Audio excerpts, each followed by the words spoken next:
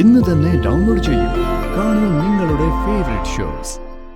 ഭാര്യയ്ക്ക് ഒരു തരത്തിലും ഒരു വേദന ഉണ്ടാവരുതെന്ന് ആഗ്രഹിക്കുന്ന ഭർത്താവ് പതുക്കെ പതുക്കെ ഭാര്യയോട് അടുക്കുകയും ഭാര്യയോട് വലിയ പ്രണയം തോന്നി തുടങ്ങുകയും ചെയ്തു. ഇതൊരു വിചിത്രമായ പ്രണയത പോലെയാണല്ലോ എനിക്ക് തോന്നുന്നത്. നമ്മൾ ഉറപ്പിച്ച് തീരുമാനിച്ച നടക്കാത്ത ഒരു കാര്യമില്ല. പിന്നെ ഞാൻ അങ്കിളിനെയും കൂട്ടി വന്നത് തന്നെ കുറെ കാര്യങ്ങൾ കൂടി ചോദിച്ചറിയാനാ. ചില കാര്യങ്ങൾ വീട്ടിലിരുന്ന് സംസാരിക്കാൻ പറ്റില്ലല്ലോ. പറ്റില്ല. മനുഷ്യനൊന്നും നാവനയ്ക്ക തൊട്ടു മുമ്പിലുണ്ടാവും കൊച്ചമ്മണി വല്യമ്മ. മോളെ സത്യം പറ, അവരെ ഒതുക്കിയത് മോളല്ലേ? വേണമെങ്കിലേ അതൊക്കെ ഒരു സീക്രട്ട് ആയിട്ട് തന്നെ ഇരുന്നോട്ടെ. ആയിക്കോട്ടെ ആയിക്കോട്ടെ. ഏതായാലും കൊച്ചമ്മണി ഒന്ന് ഒതുങ്ങി, അത് മതി. അങ്കിളെ, മറ്റൊരു കാര്യമുണ്ട്. അച്ഛന്റെ അമ്മയുടെ കഥ അങ്കിള് പറഞ്ഞു, പക്ഷെ കല്യാണം കഴിഞ്ഞവരെ പറഞ്ഞോളൂ. അമ്മമ്മ തോക്കെടുത്ത കാര്യം അമ്മമ്മ പറഞ്ഞു കേട്ടു. പിന്നെന്താ അവരുടെ ജീവിതത്തിൽ ഉണ്ടായത്? ഞാൻ ജനിച്ചതിന് ശേഷം എന്നെ ഉപേക്ഷിച്ച് അമ്മ അച്ഛനെ വിട്ടു പോവാൻ കാരണം എന്താ?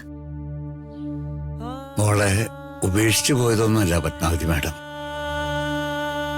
അത്ര മനുഷ്യപ്പറ്റില്ലാത്ത സ്ത്രീയൊന്നുമല്ല മോളെ മോളുടെ അമ്മ. ശരിയാണ്. പക്ഷെ അവരുടെ ജീവിതത്തില് ഇത്തരം പ്രശ്നങ്ങൾ എങ്ങനെ ഉണ്ടായി? പിന്നെ ഞാൻ ഇല്ലല്ലോ മോളെ അവരുടെ കൂടെ. പ്രതാപൻ സാറ് രാഷ്ട്രീയത്തിൽ വലിയ തിരക്കുള്ള ആളായി, MLA ആയി, മന്ത്രിയായി.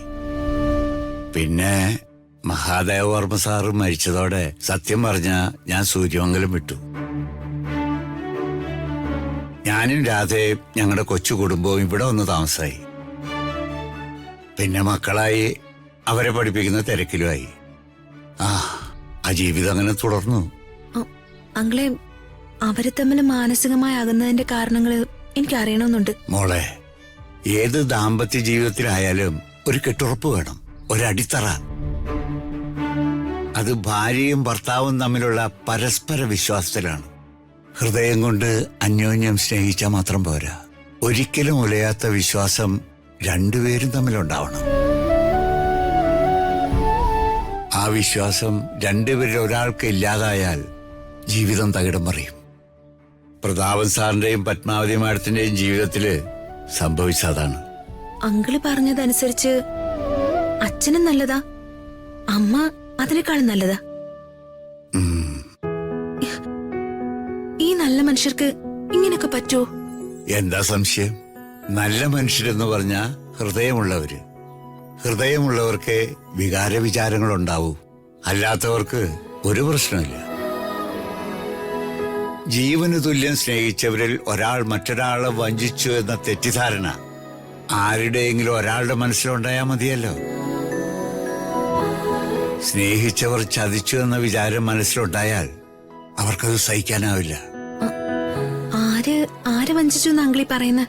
അവര് രണ്ടുപേരും ആരെയും വഞ്ചിക്കാറില്ല മോളെ. രണ്ടുപേരെയും എനിക്കറിയാവുന്ന പോലെ മറ്റാർക്കും അറിയില്ല. പിന്നെ എന്താ ഇവിടെ സംഭവിച്ചത്? എന്ത് സംഭവിച്ചെന്ന് മാത്രം എനിക്കറിയില്ല. ഒരു സുപ്രഭാതത്തിൽ രണ്ടുപേരും രണ്ടായി. ഞാൻ കണ്ട രണ്ട് വലിയ മനുഷ്യർ അങ്ങനെ എന്നേക്കുമായി പരസ്പരം പിരിഞ്ഞു. പക്ഷേ മോളിലൊന്നും കേട്ട് വിഷമിക്കണ്ടാട്ടോ. ഇതിന്റെ പുറകെ പോകണ്ടെന്നാണ് എന്റെ അഭിപ്രായം. വെറുതെ വർമ്മ സാറിന്റെ ശത്രുത വരുത്തിയേക്കണ്ട. പിന്നെ ഒരപേക്ഷയുള്ളൂ എനിക്ക്. അച്ഛന്റെയും അമ്മയുടെയും ജീവിതം മോൾക്കൊരു പാഠമാണ്. നിങ്ങളുടെ ജീവിതം നിങ്ങളുടേത് മാത്രമാണ്. പരസ്പരം വിശ്വാസത്തോടെ മുന്നോട്ട് പോകണം. നിങ്ങളുടെ ജീവിതത്തിൽ ഇടപെടാൻ ഇനി ഞാൻ വന്നാലും എന്നെയും ഒരു വിളിപ്പാടകലെ അകറ്റി നിർത്തണം.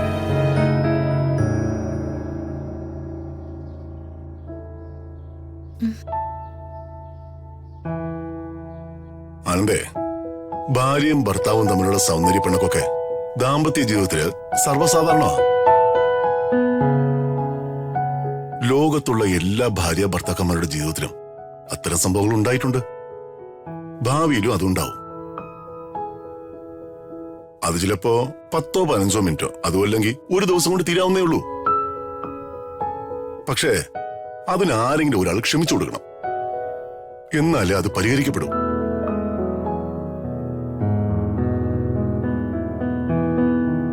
ഓഹോ, അങ്ങനെയാണോ? അങ്ങനെ ഒരു തരത്തിലും പൊരുത്തപ്പെട്ടു പോകാൻ കഴിയാത്ത സാഹചര്യമാണല്ലേ? അങ്ങനെയാണെങ്കിൽ നിങ്ങളുടെ മക്കളുടെ കാര്യത്തിൽ ഉചിതമായിട്ടുള്ള തീരുമാനം എടുക്കണം. എന്നിട്ട് പരസ്പരം പിരിയുക തന്നെയാണ് ചെയ്യേണ്ടത്. ഏതായാലും നീ തന്നെ അവസാനമായി ഒരു വട്ടം കൂടി ആലോചിച്ച് ഒരു തീരുമാനം എടുക്കുക. അത് മതി. ശരി. എന്റെ വളരെ അടുത്തൊരു ഫ്രണ്ടായിരുന്നു. ഒരു ഫാമിലി ഇഷ്യൂ. ഞാനും ഋതിക മേഡം തമ്മിലുള്ള പ്രശ്നം എന്റെ ഒരു സുഹൃത്തിൻ്റെതാക്കി വർമ്മ സാറിനോട് അവതരിപ്പിച്ചാലോ? അങ്ങനെ ഇതിനൊരു സൊല്യൂഷൻ ഉണ്ടായാലോ?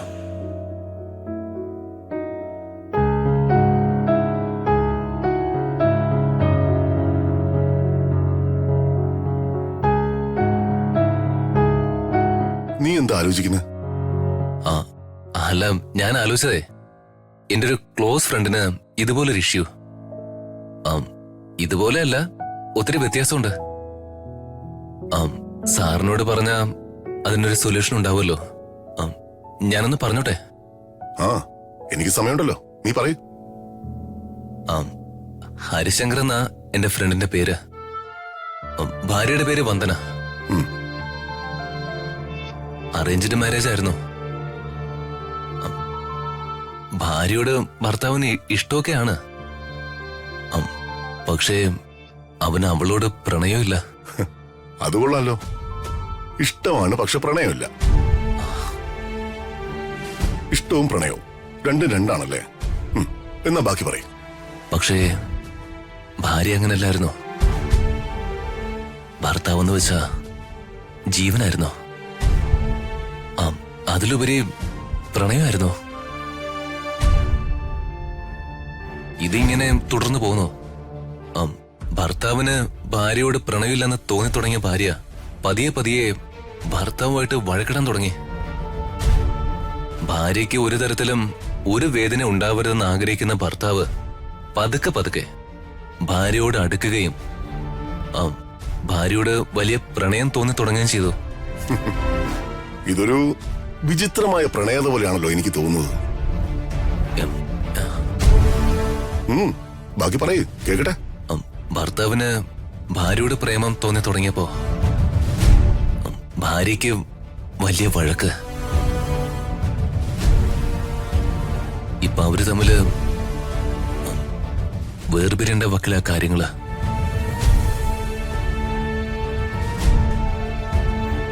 അകലെ